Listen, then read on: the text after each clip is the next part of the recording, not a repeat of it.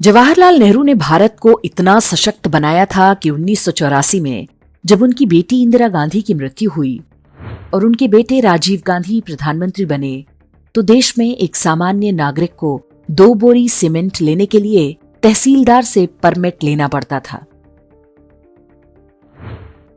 1 kilo चीनी खरीदने तक के लिए भी राशन कार्ड लगता था।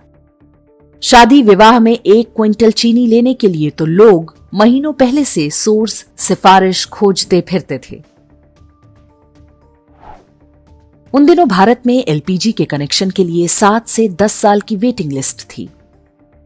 घर में एलपीजी सिलेंडर होते हुए भी गृहिणियां केरोसिन से स्टोव या लकड़ी का चूल्हा जलाती थीं, क्योंकि उन्हें डर रहता था कि गैस खत्म हो गई तो मिलना कठिन होगा। लंबी लंबी लाइनों में रात रात भर खड़े रहने के बाद गैस सिलेंडर भरवाना बहुत बड़ा काम हुआ करता था। ईरान युद्ध की आड़ में जो कांग्रेसी गैस सिलेंडर का रोना रो रहे हैं, उन्होंने ही 2014 के लोकसभा चुनाव में साल में 10 सिलेंडर देने के वादे को मास्टर स्ट्रोक बताया था। जमाखोरी और लूट के उस युग से भारत आज बहुत आगे बढ़ चुका है।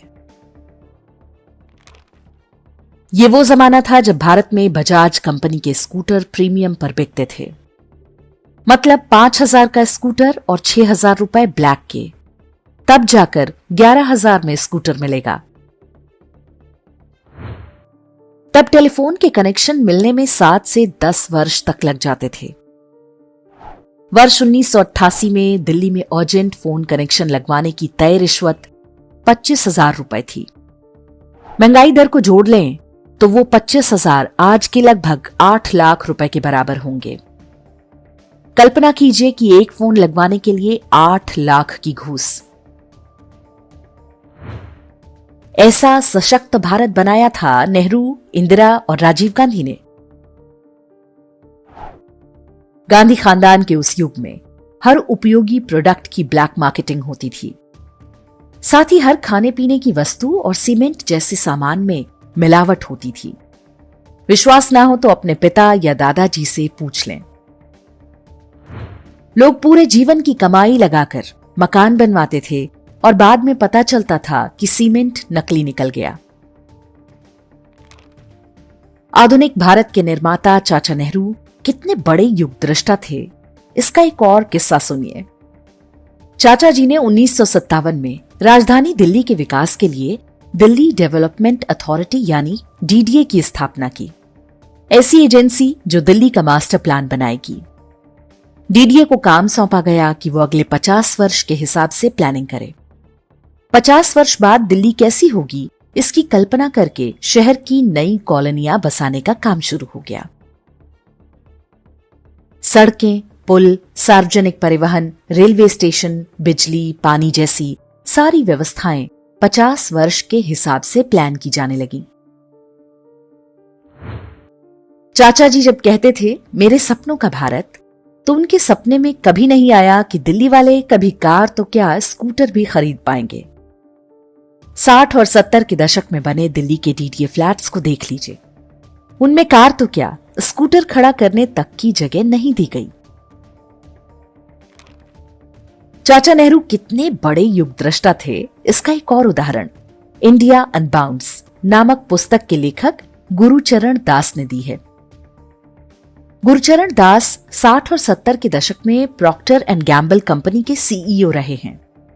उन्होंने बताया है कि कैसे नेहरू और इंदिरा के भारत में टूथपेस्ट की तय सरकारी सीमा से अधिक ट्यूब बनाने के लिए भी विशेष अनुमति लेनी पड़ती थी।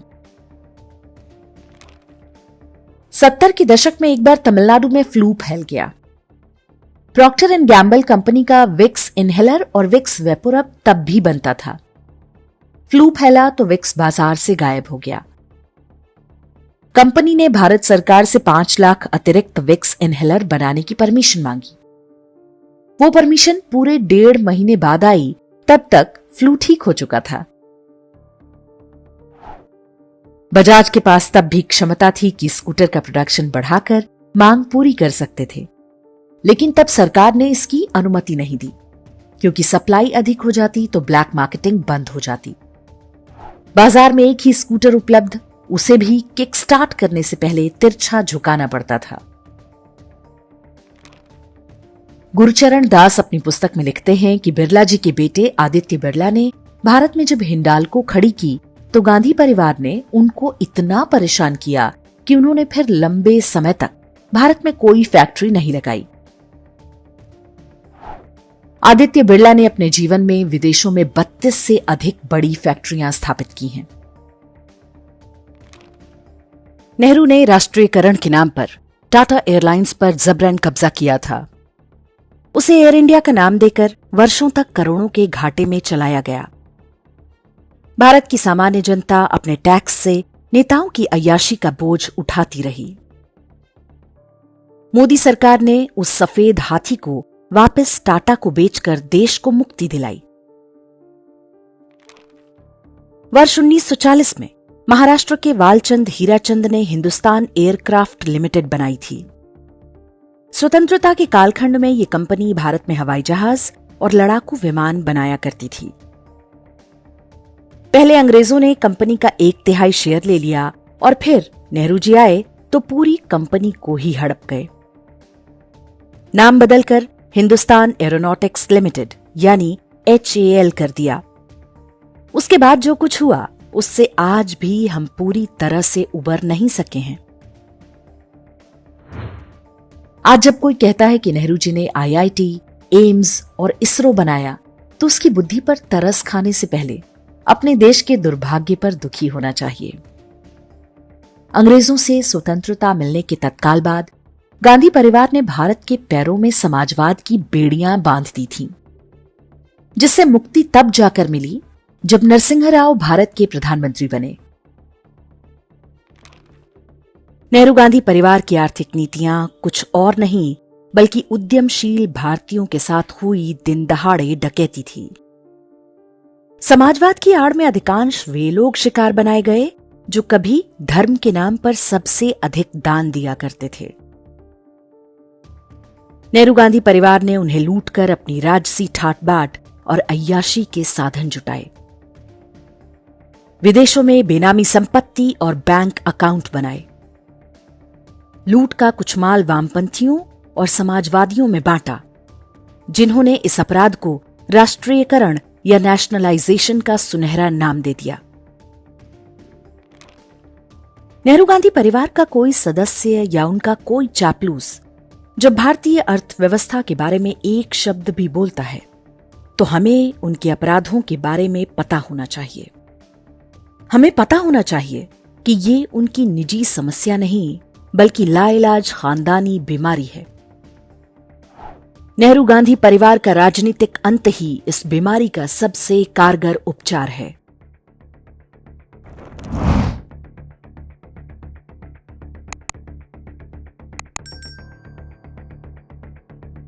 इंडेक्स ऑनलाइन के वीडियो समाज को समर्पित हैं। आप इनको डाउनलोड करके जैसे चाहे वैसे प्रयोग कर सकते हैं। चाहे तो आप हमारे टेलीग्राम चैनल से जुड़ सकते हैं, वहां सारे नए पुराने वीडियो आपको मिल जाएंगे। हमारे सोशल मीडिया लिंक हर वीडियो के डिस्क्रिप्शन में होते हैं। हमारा एकमात्र उद्देश्य हिंदू समाज को जागृत और एकजुट करना है। इसमें सहभागी बने। धन्यवाद।